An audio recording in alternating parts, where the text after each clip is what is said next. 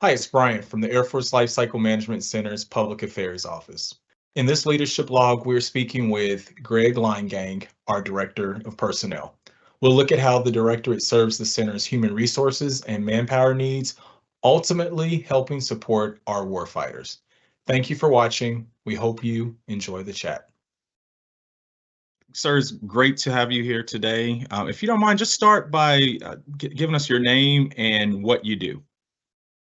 Yeah, well, thanks for having me here. This is fantastic to tag up this way. So my name is Greg Leingang, and currently I'm the Director of Personnel for the Air Force Lifecycle Management Center. Awesome. So what exactly is personnel? What is the Directorate of Personnel? So I think, maybe the best way to think of it is the human resource management function that we have here in the Air Force Lifecycle Management Center. The private sector, that human resource management term is used, and I think a little bit more understood, by the general public. Here in LCMC, we refer to it as DP, or the Directorate of Personnel. But you can think of it as an HR, the HR shop for the organization. Okay.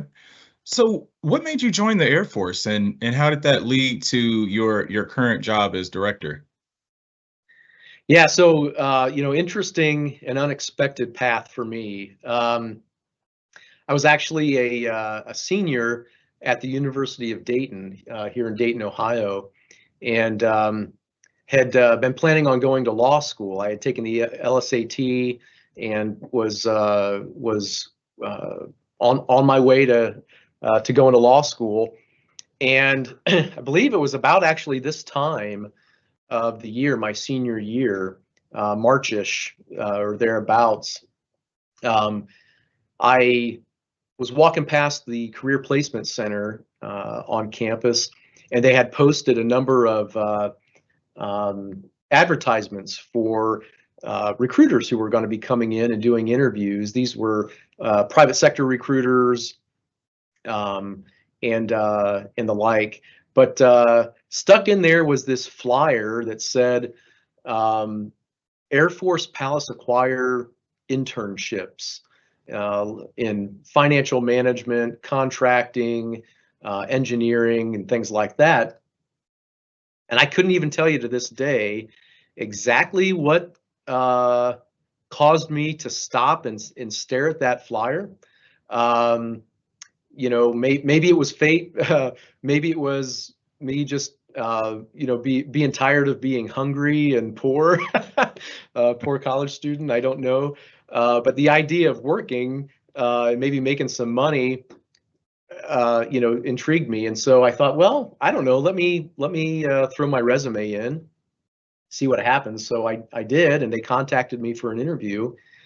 And the Palace Acquire program is still running today. It's run out of Randolph Air Force Base, and it was back then as well. So they contacted me and interviewed me, and a week later offered me a position. And I thought, well, I could always go back to law school, right? I could go see what this Air Force civilian thing is all about, get some experience, and maybe law school would even be more meaningful after that. And so they gave me a choice of several places to go. One was the Washington, D.C. area, and I chose that. So I moved out to Washington, D.C. and entered a 3-year training program and worked at Andrews Air Force Base as a budget analyst and training and cost analysis as well. And also supported the White House Military Office while I was out there, which was a really interesting assignment as well. So that's kind of how I started. And after those 3 years, really enjoyed what I was doing, and the Air Force said they'd pay for me to get my master's in business administration, and so I started going down that path and left the law school thing behind. So Awesome. So you joined as a civilian, so there's no enlistment or commission or any type of military obligation or contract. Is that pretty rare? Certainly prior military folks, oftentimes transition to civilian life, and that's one way that civilians take these positions. I'd say the other two ways that folks can get into this work if you're a civilian, one is coming out of college as a recent college graduate and getting into one of these types of internships. The Air Force has this Palace Acquire internship. Yeah. They also have something called Copper Cap, which I think focuses largely on the contracting career field.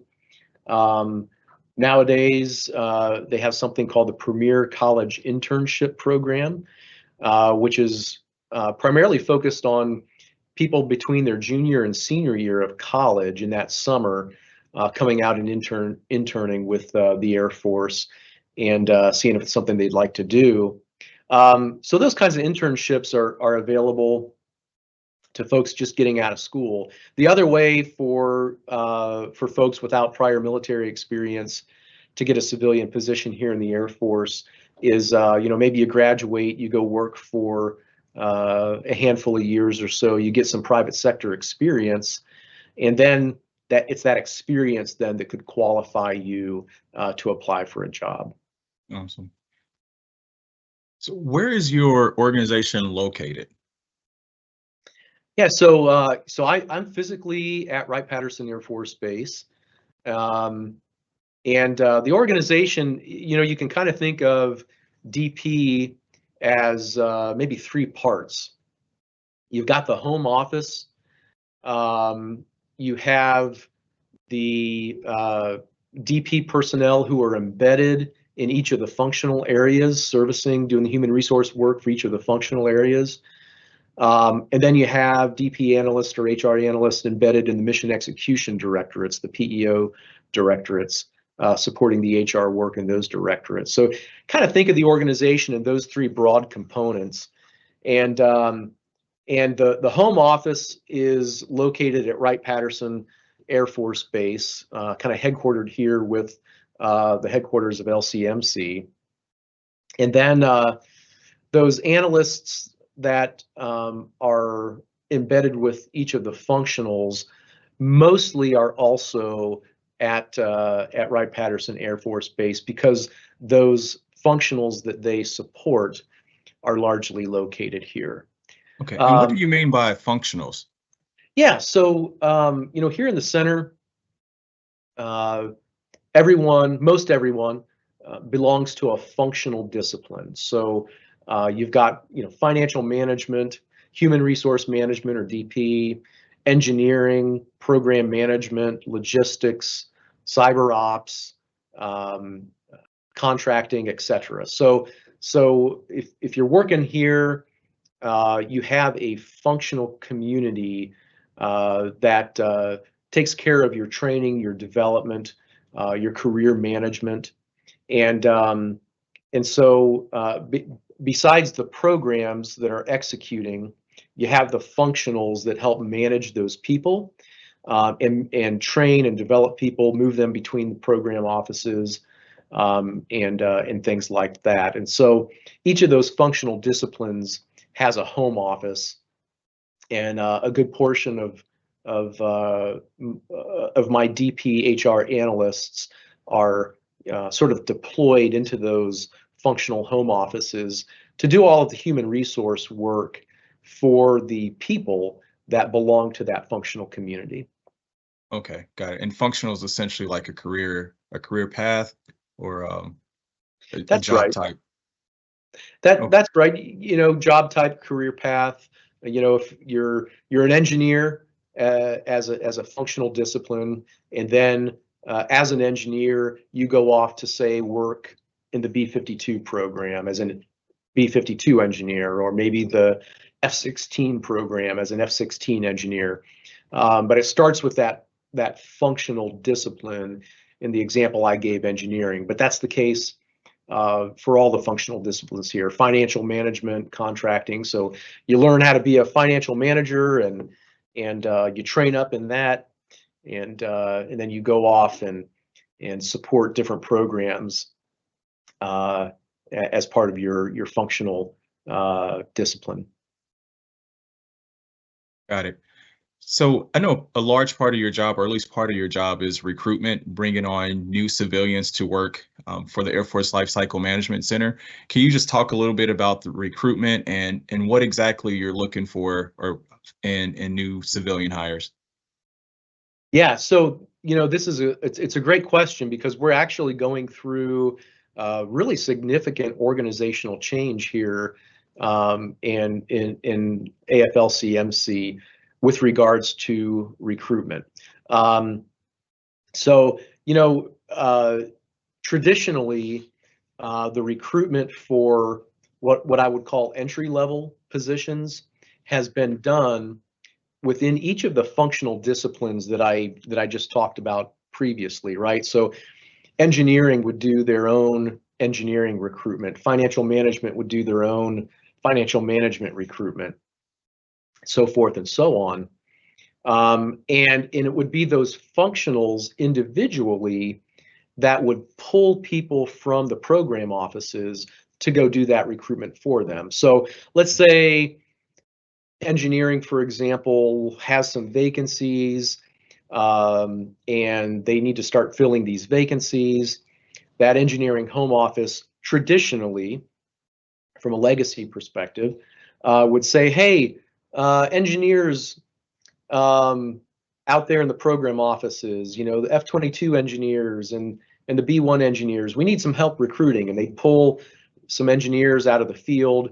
They might, go to a hiring event or visit a university, do some interviews, and fill the positions. And that would go on in separately in each of those functional areas as the need arose. But we're actually moving to a new construct. And this new construct is going to be much more in line with how the private sector does entry-level recruiting. So for entry-level recruiting here, starting a little bit later this summer, it's actually going to be the DP functional that does all of that entry-level recruiting work. So we're going to have, you could kind of think of them as headhunters, Okay. Or recruiters that are DP resources, HR resources, and they're going to be doing this entry-level recruiting. They'll be hiring the financial managers, hiring the engineers, hiring the logisticians, but they'll be professional, dedicated recruiters doing that work. And we think we'll be much more efficient and effective that way, and much more targeted that way. So that's just a change that's going to be taking place here later this summer. We're working that organizational change right now as I speak. Okay. So I know you have a career fair coming up in March. Yeah. Will I just assume that from that career fair you'll hire the majority of the people that you'll need for the rest of the year.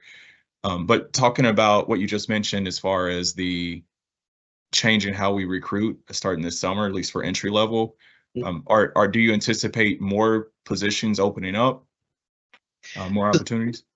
Yeah. So the interesting thing about our center is that because we are so large, just normal retirements and what we call attrition, normal attrition, means that we lose about 10% of the workforce every year, just through normal retirements, people moving on, maybe promoting out to other organizations. And 10% of a big number is a big number. And so if nothing else changes, just to stay with our current workforce, even with our current needs, we need to hire approximately 1,500 to 1,800 positions every single year. Now that's at all locations in LCMC across the country. So that's a lot of recruiting, a lot of HR work, just to keep your head above water, just to keep up with the people that are walking out through normal attrition, retirements, and the like. So just that sort of standard business alone means that we have to have a significant number of hiring actions every single week. If you break that 1,500 to 1,800 down, and spread that out over the course of a fiscal year, every single week we've got to have quite a few hiring actions going through.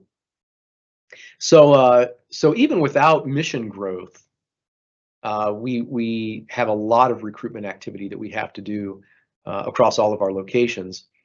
But then you add in the potential for mission growth, right? I think a lot of folks are tracking the Secretary of the Air Force's operational imperatives, for example. And these are initiatives that are critical to national defense right now as the world becomes more and more dangerous. And so, a lot of programs that are being worked in the Air Force Lifecycle Management Center, the weapon system development programs, the procurement programs, and things like that are foundational to the nation's defense and getting after these operational imperatives. And so you always have the potential for mission growth and additional positions that come our way. Could also be new foreign military sales cases, for example. We're continually establishing new foreign military sales programs with our partner nations, and those new cases require us to hire new folks to support those foreign military sales cases. So always a lot of hiring and recruiting and personnel work that has to be done to do that care and feeding for the organization. Awesome.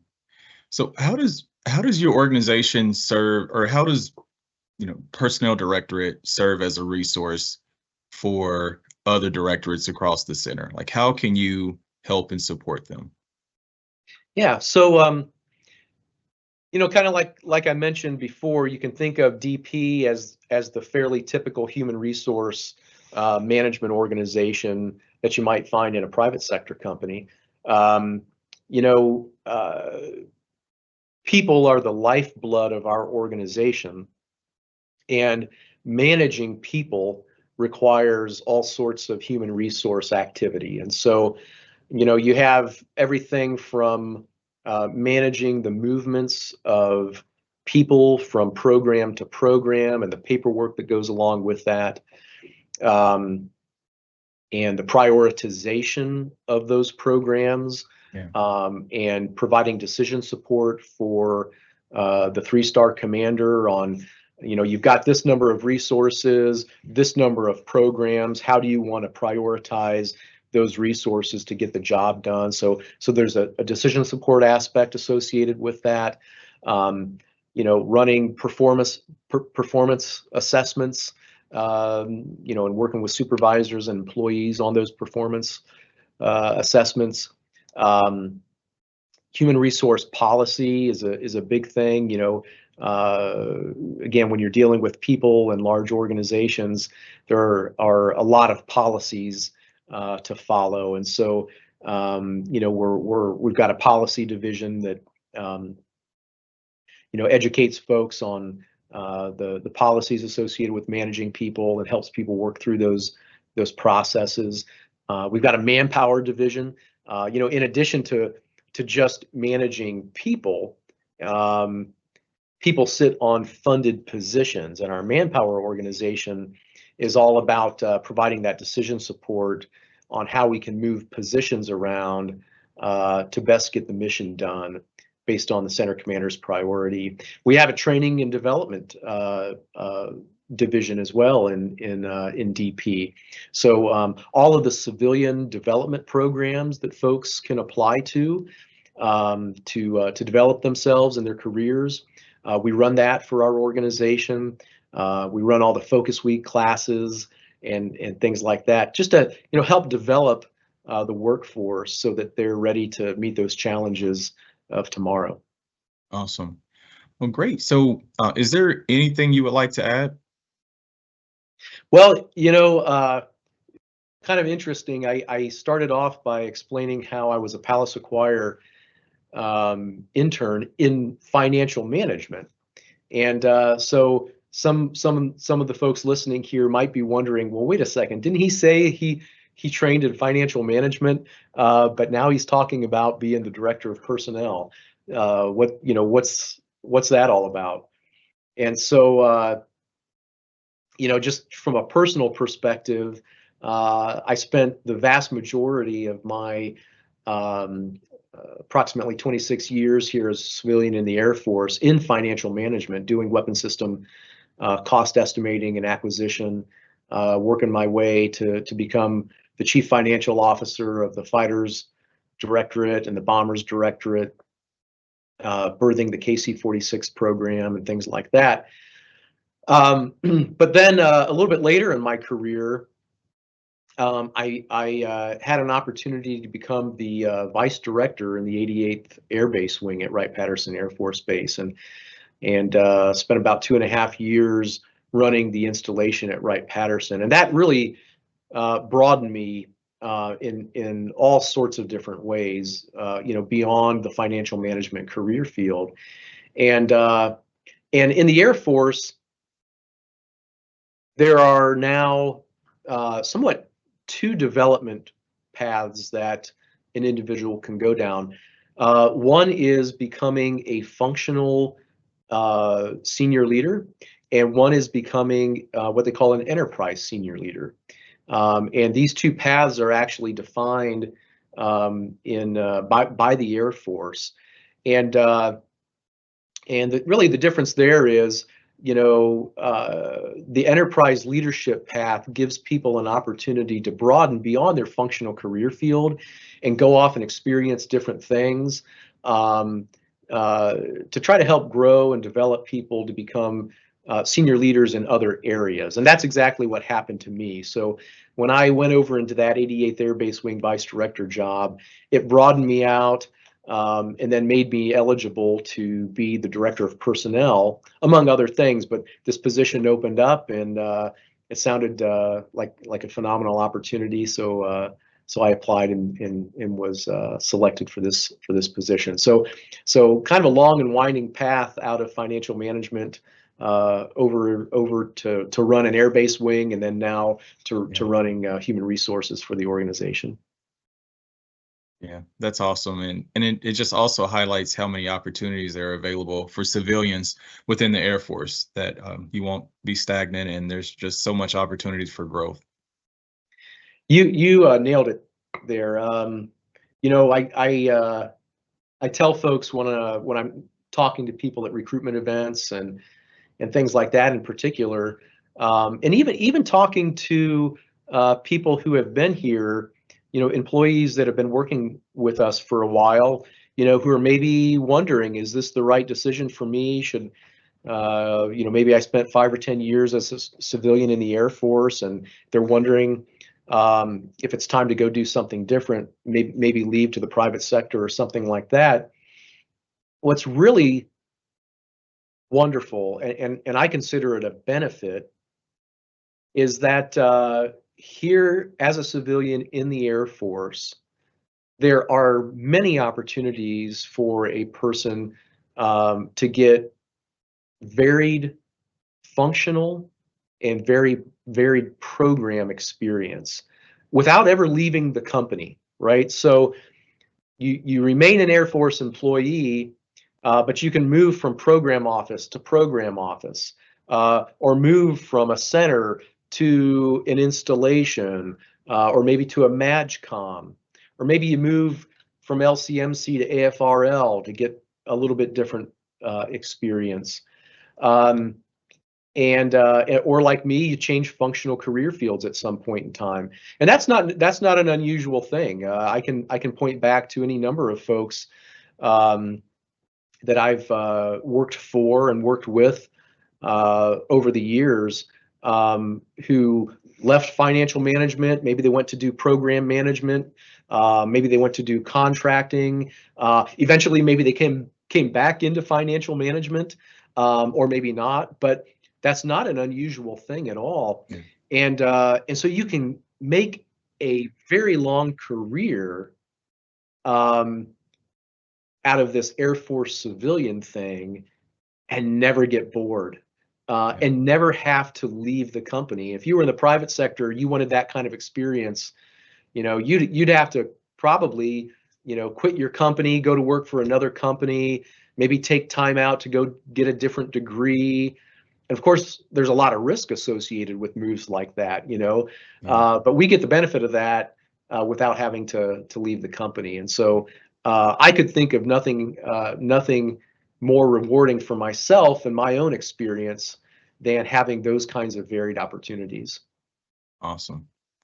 Well, great. Well, I really, really appreciate your time. Thank you. Thanks for stopping by. It's always great to talk to you.